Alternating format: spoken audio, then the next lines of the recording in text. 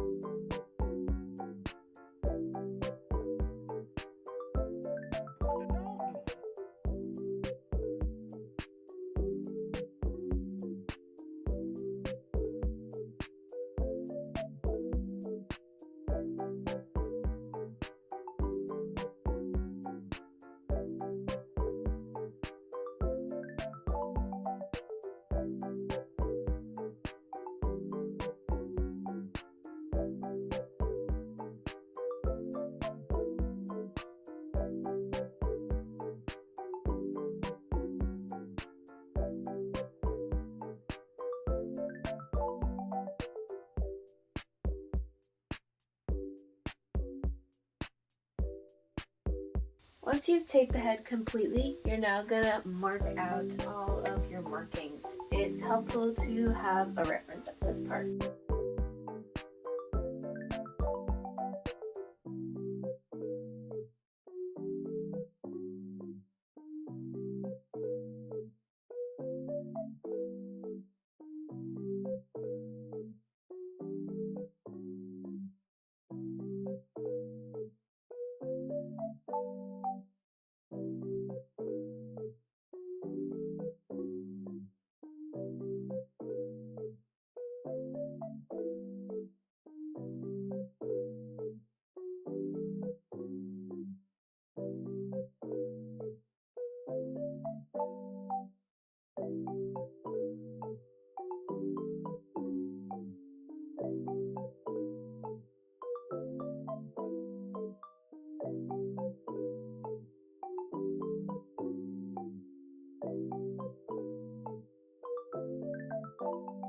After marking and labeling all of your different colors, the next step we're going to do is going to be separating the bigger pieces into sections. You want to be strategic about this, not just putting lines wherever.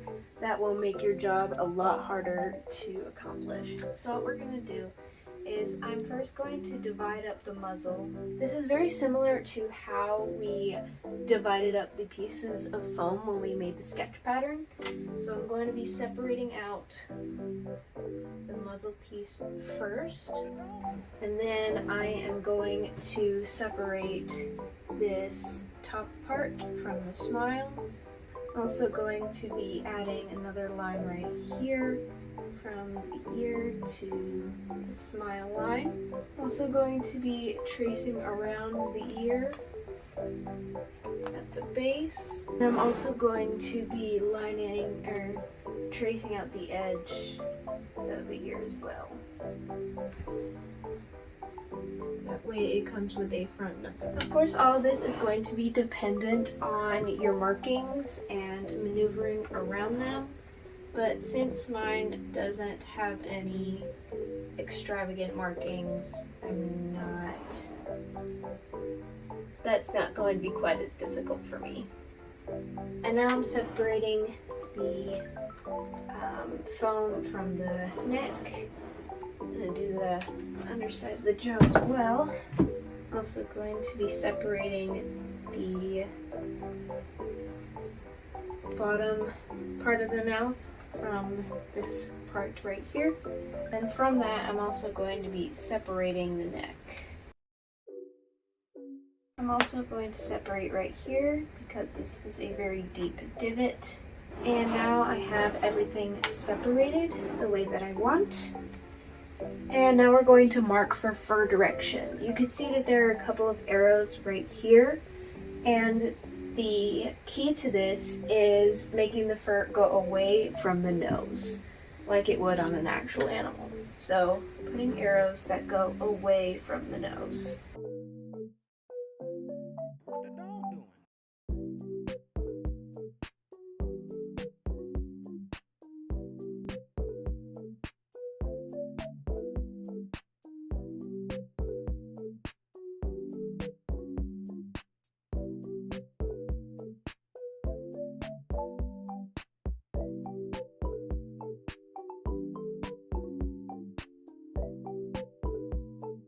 After marking out the fur direction, we're now going to be labeling our pieces from either short, medium to long to tell us how long the fur is in that spot. Now you can do it however you wish. I am going to keep relatively the face short, the ears medium, and the back of the head and around long.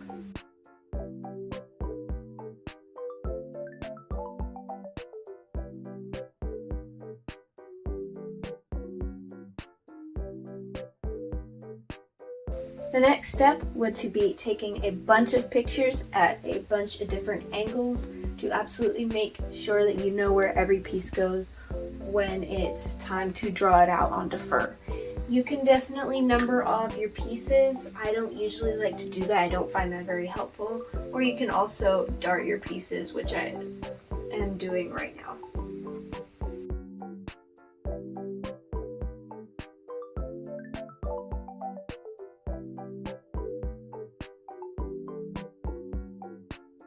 You're then going to cut off each piece individually going along the lines, and you're doing the exact same thing you did with the mouth lining by putting darts into the duct tape and laying it onto plastic wrap.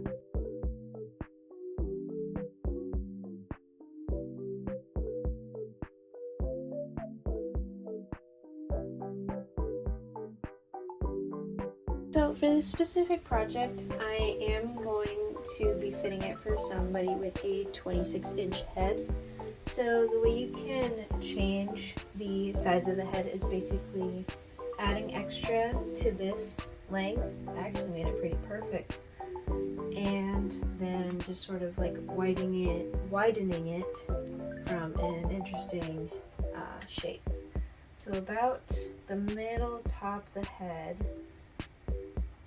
all the way to that bottom piece right here. I'm going to just let myself know that that's how long it's going to extend. And we will save that information for later.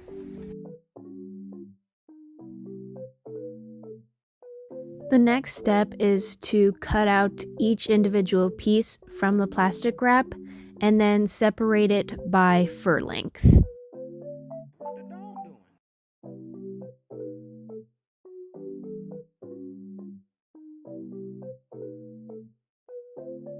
The next step is we are going to trace all of our pattern pieces onto our fur and make a note of which way the fur direction is going. Here I have all of my short pile pattern pieces, and so I'm going to take them each individually, making sure that the arrow I drew is in the same direction as the fur. I'm going to lay it down flat, trace it out, and then I'm going to mirror it to make two pieces, making sure that the other piece is also in the same fur direction. It's important to remember to leave a little bit of space all around the pattern pieces for your seam allowance. You can either draw this out onto the fabric or you can leave a little bit of space when you're cutting.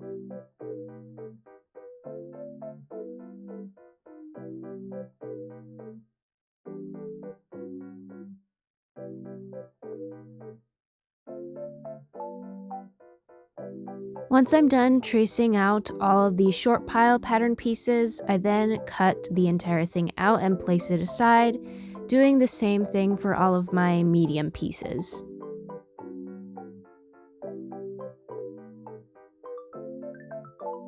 Since these are my long pile pattern pieces, I just go ahead and cut them out individually since I won't be needing to shave them. Repeat this step for all the rest of your colors. So now we're gonna go ahead and do the pre-shave. I go ahead and take my shortest pile fur first. As you can see, I do have a mask on. There will be airborne microplastics when you shave this stuff. And obviously you should have a better respirator than the one I am currently wearing. Before you start shaving, go ahead and give the fur a good brush. That way your razor can glide through all of the hairs much easier. In order to get a good shave, you are going to press the razor flat against the fur. Do not start in the middle of the fur, start at the beginning, and add just enough pressure to where the razors comb through the fur, and then you are going to push off the fur once you're done with your pass. This is not a part that you want to rush through or else you're going to get nicks, so be very patient and go very slow when you're making your passes. One thing I've learned from fursuit making over the years is if you try and shave a cheaper quality fur, you are much more likely to get bald spots. At first I thought it was just me and all my fault, but then I switched to a higher quality fur and I didn't have this problem anymore. You may notice that I am going over the same area I already tackled. This is just so I can get the short fur that I desire. If I only go over it once and I want a really short fur, then it is not going to be short enough. So that's why you should go over it a couple of times to get the length that you want.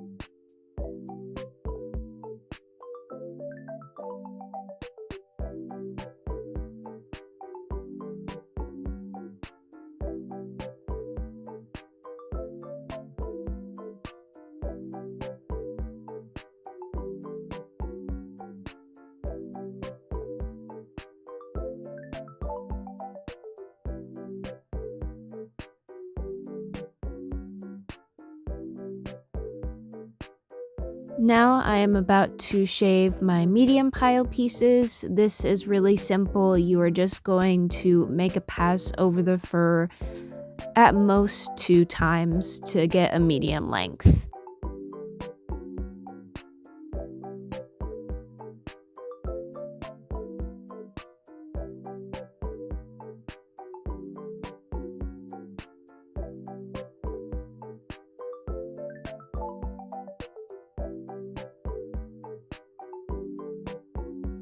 Now it's time to take out all of my short pile patterning pieces. I am going very, very slow with my scissors. That way I can glide through the fur instead of cutting through it. Remembering what I said about adding a little bit of seam allowance around each cut. Try your best to cut in the same direction as the fur direction instead of going against it.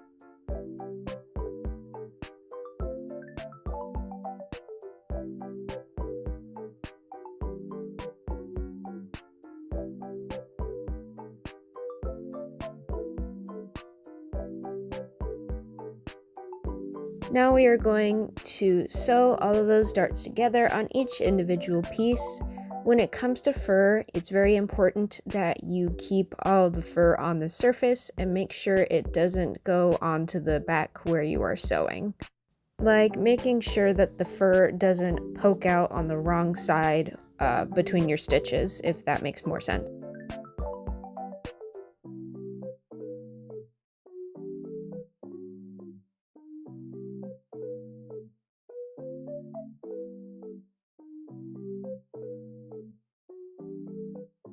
It's time to finally sew all of those pieces together. I am using my duct tape pattern pieces as reference, and I have also uploaded my pictures through my computer. That way I can see how they actually piece together. And I usually like to separate the panels by which side of the face they go onto, and then sewing them together in the middle.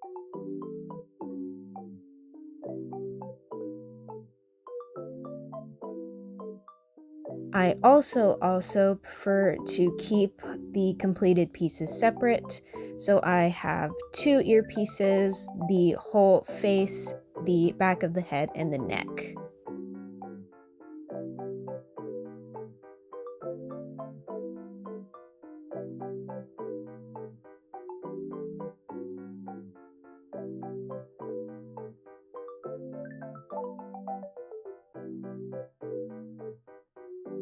We're going to go back to that little headpiece that we took off last, and what I'm going to do is measure the length of those 2 marks that I made earlier and sketching a line along the paper.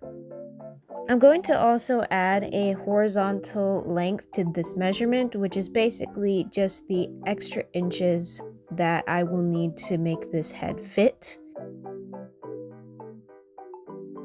After adding all of these marks, I am going to connect them by drawing them into a feather shape and cutting out that piece. I will then trace this pattern onto another piece of fur, and then I will add it into the middle between the 2 pattern pieces that I had originally cut. And then you have some extra room on the back of your fursuit head.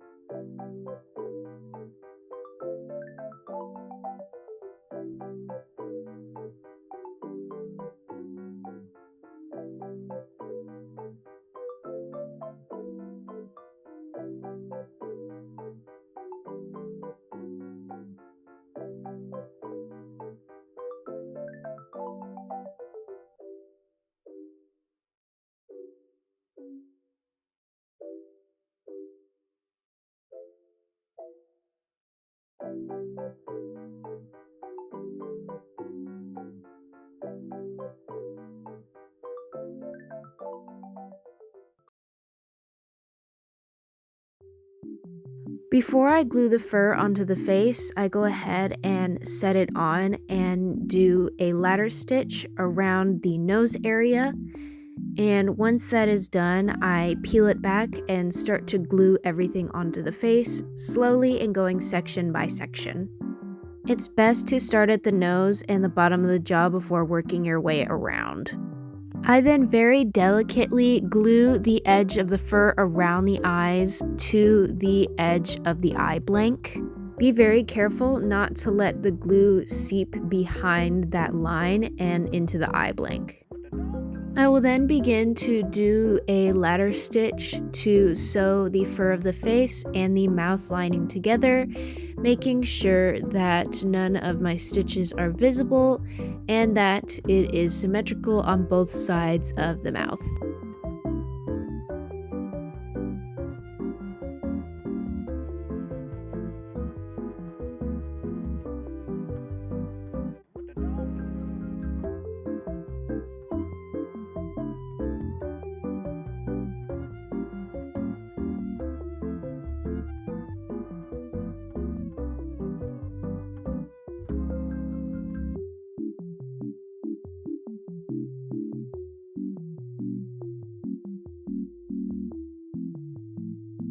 After that, I go ahead and trim around the eyes with my scissors. It's very important that this area is very short, that way the wearer can see well.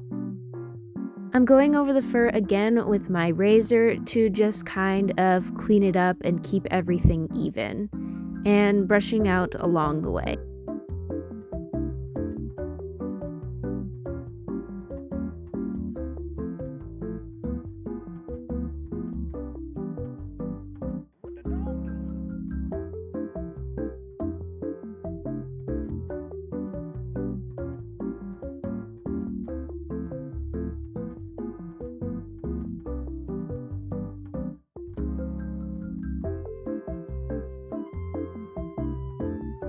Now it's time for me to put on the ears. What I'm doing right now is sewing up the edge of the ears because there is a little bit of a curl on it. But if your ears are just pointed and regular, you won't have to do this. I'm rolling it up and then gluing it section by section again, and then slowly rolling it down to lay flat onto the foam.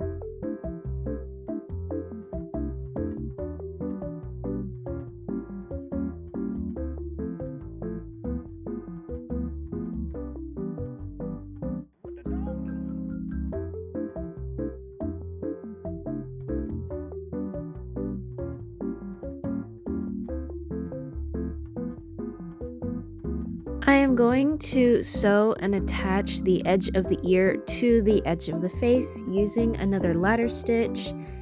I would be pretty cautious about getting fur between this stitch because it is fairly easy, and make sure to brush it out when you're done.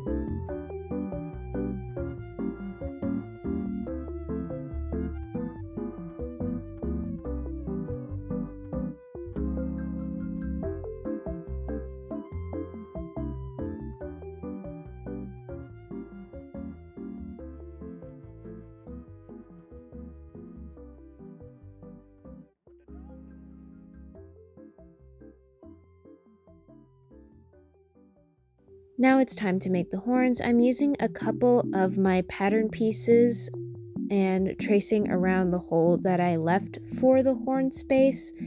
I think I accidentally threw away the circle I initially drew. I measured the diameter of the circle, that way I can use it to actually draw out the shape of the horn.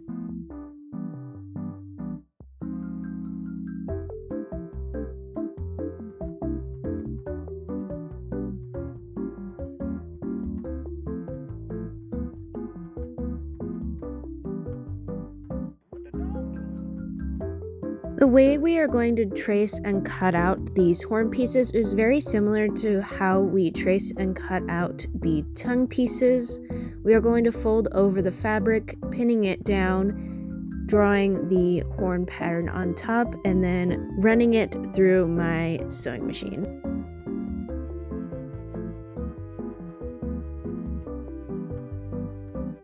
When I'm done cutting out all of the horn pieces, I am going to add those same little micro cuts, but unlike the tongue, instead of turning it inside out and sewing up the bottom, we are going to be turning them inside out and stuffing them.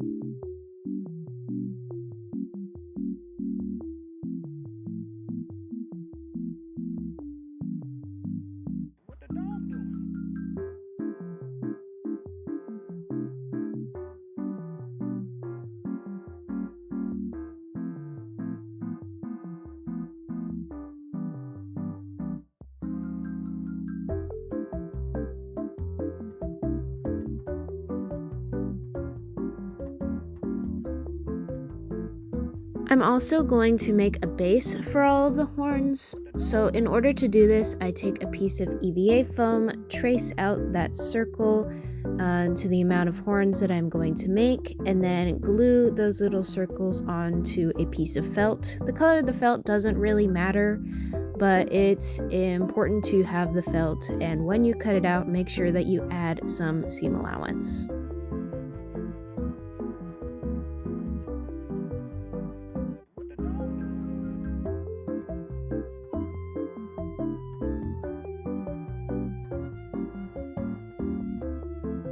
I'm making some new bases for the horns because I realized the ones that I made were actually too large. So I'm basically going to do the exact same thing I did earlier.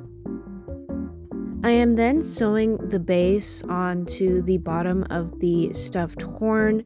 The type of stitch that you use doesn't really matter because it's not going to be seen, but I defaulted to a ladder stitch.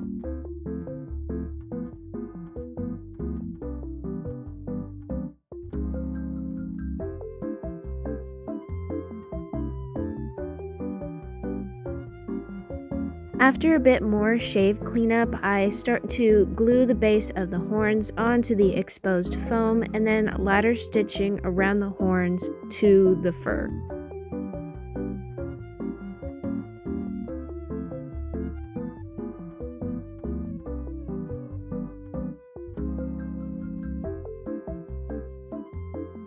In order to make eyeliner, I take pieces of packaging tape and form them to cup the eye, trace around the eye, and then draw on my eyeliner design.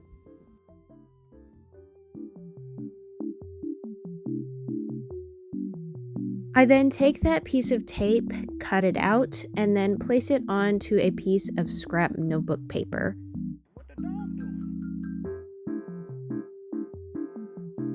I'll cut the tape pattern from the paper, that way we have a more solid pattern piece to work with.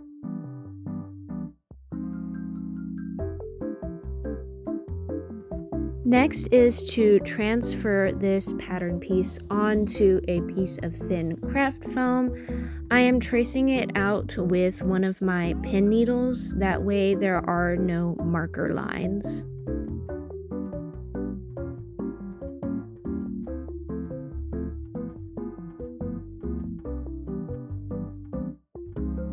To glue on the eyeliner pieces, I start by gluing it on from the outer corner and then working my way to the tips. You ideally want to glue it to the seam of the fur that meets the eye blank. Go very slowly and take your time with this part.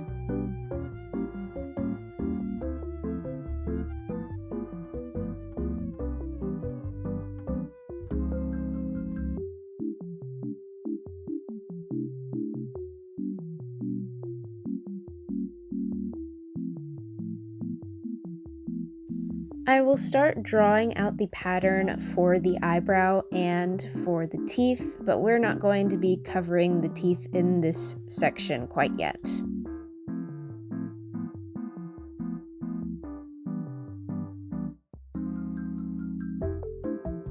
I start by pinning the eyebrow pattern piece to exactly where I want to get a better visual, and then I will start to trace them out onto a piece of black felt. I will go ahead and pin both of the brows in place, making sure that they're both symmetrical above the eyes.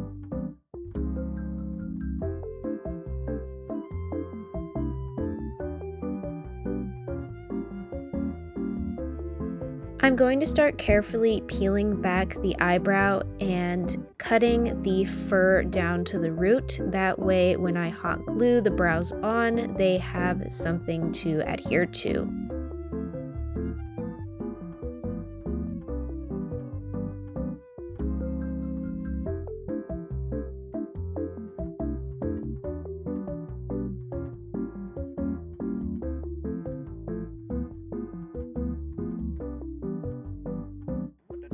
Using all of those teeth pattern pieces that I had made a little bit ago, I start to pin them in place again for a better visual as to where they should be placed.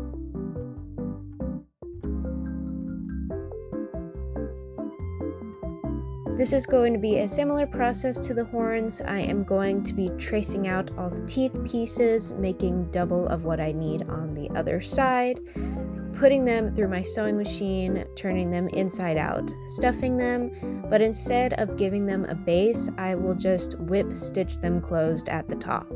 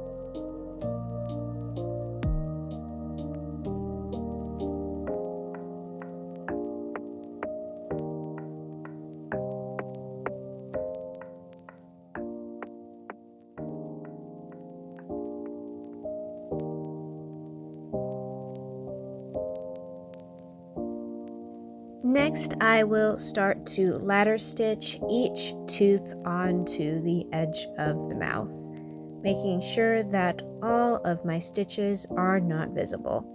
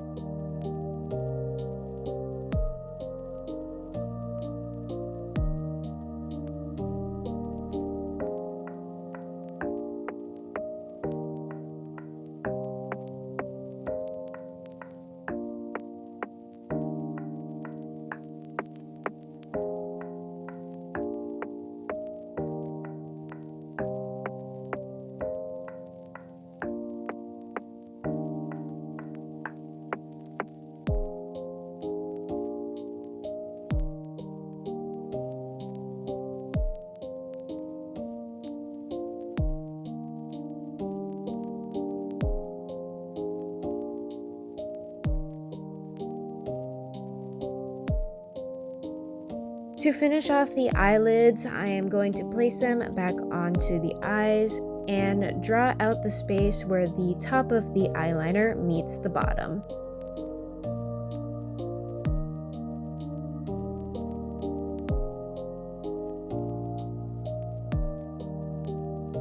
After that, I am going to replicate the shape onto another piece of scrap notebook paper, and then I'm going to transfer it onto a piece of felt that I will cut and glue on top of the eyelids.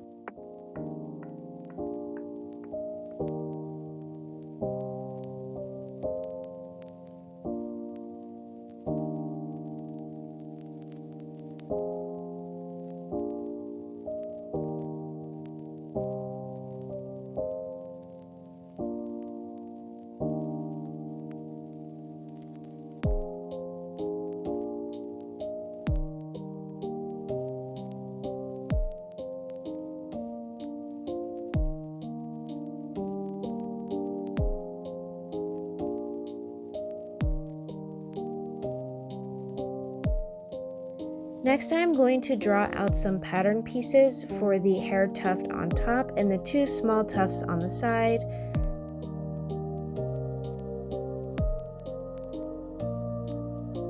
I'm going to separate the pieces into different fur directions so it matches the shape of the swirl, and then I am going to trace out and mirror all of these pieces, sew them together, and then stuff the tuft.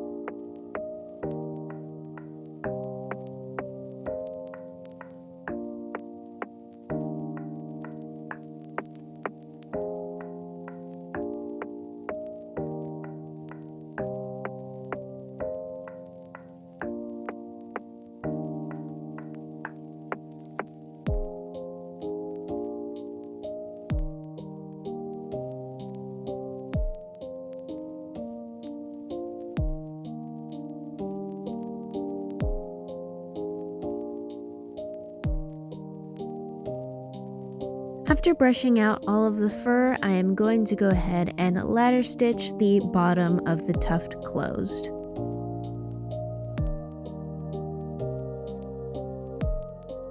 To make sure that the lining matches the fur with the extended piece, I am going to trace out the same extension onto some extra scuba knit with seam allowance in mind.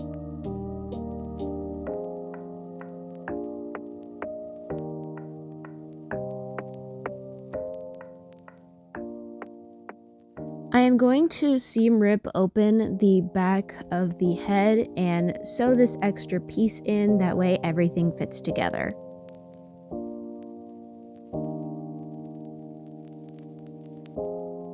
Next, I will be sewing the back of the head onto the base.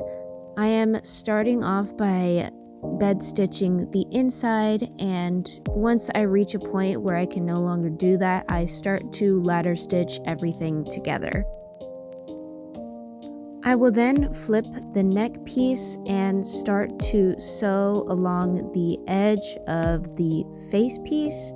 That way everything can come together, and at the very end I am going to sew the front of the neck together.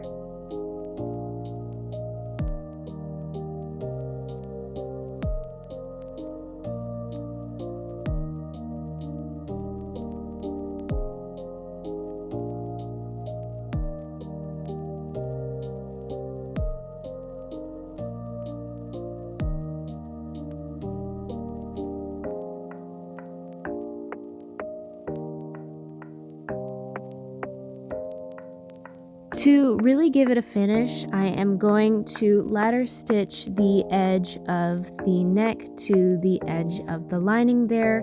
I used my sewing clips to keep them all in place. You will also see that I periodically use my scissors, and that is to cut off a little bit of the fur on the edge to make my job a little bit easier.